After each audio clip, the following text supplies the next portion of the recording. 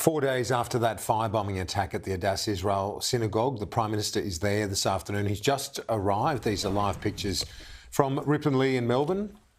In fact, let's just have a listen in. Okay. I promise you. Okay. I'll tell you when you go down. I'll go down here to the president. I spoke to him on the phone.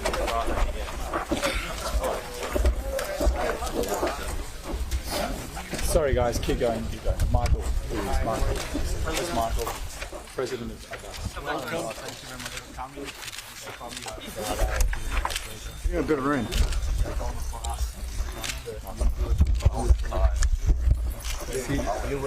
You were inside. So terrific.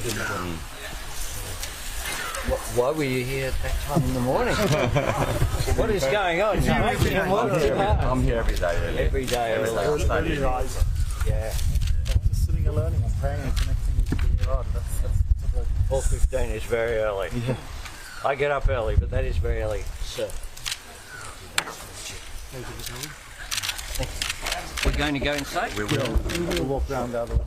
Let's go outside. We'll see what happens. Thank you very much for coming. So that's the honour to have the Prime Minister here. We're working fastly to Thanks get for the work you do for the community. Tell him to sleep in a little bit. I'm working on it. Thank you. Prime Minister. Was I right in the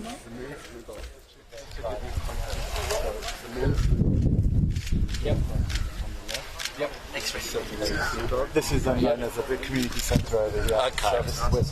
So you'll have meetings and... A ceremony that celebrated my daughter's birthday. I went to my first bar mitzvah on Saturday.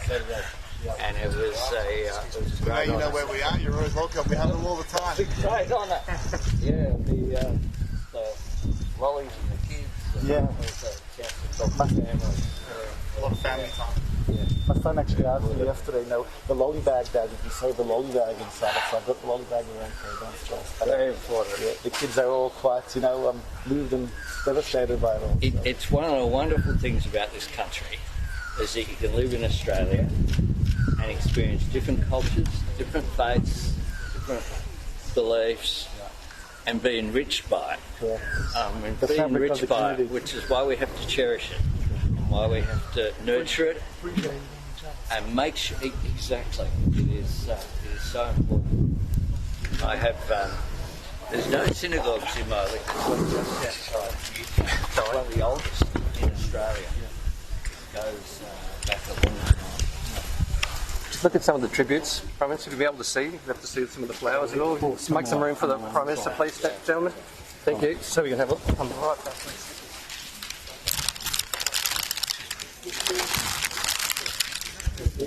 Australians are generous people. Yes. We're a warm country. Yeah. And many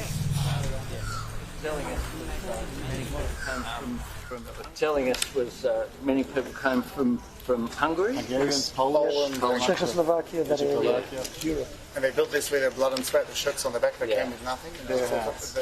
And we've got to do the same all over again. and help build the hub. But we'll see what we can do to help. It'd be amazing. Thank you.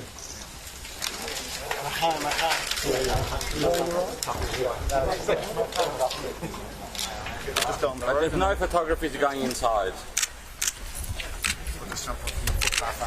Yes.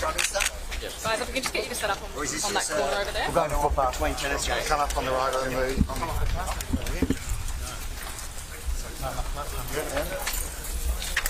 Prime Minister, was there a reason why they kept this press conference inside?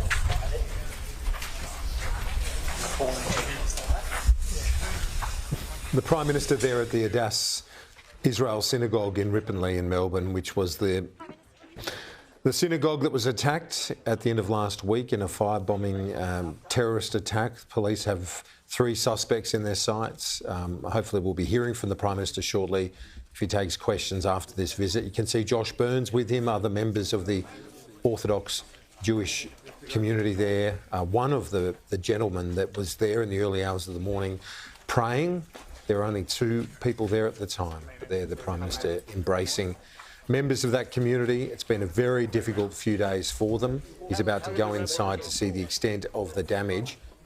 My colleague Trudy McIntosh is live here It's been 4 days. The Prime Minister's copped a bit of flack, and there's a lot of attention on his visit today. Yeah, this is extraordinary scenes we're seeing here. The Prime Minister visiting this Adass Israel Synagogue in Ripponlea, the suburb in Melbourne that was targeted in the early hours of Friday morning here. It has now been declared a terror incident. As you say, there has been criticism from the opposition that it's taken until now for the Prime Minister to come here and see the damage for himself here directly, as we just heard from one of those men who was inside at the very moment that firebombing took place. Our colleague Shari Markson had an opportunity as well to go inside, where the Prime Minister will be entering right now.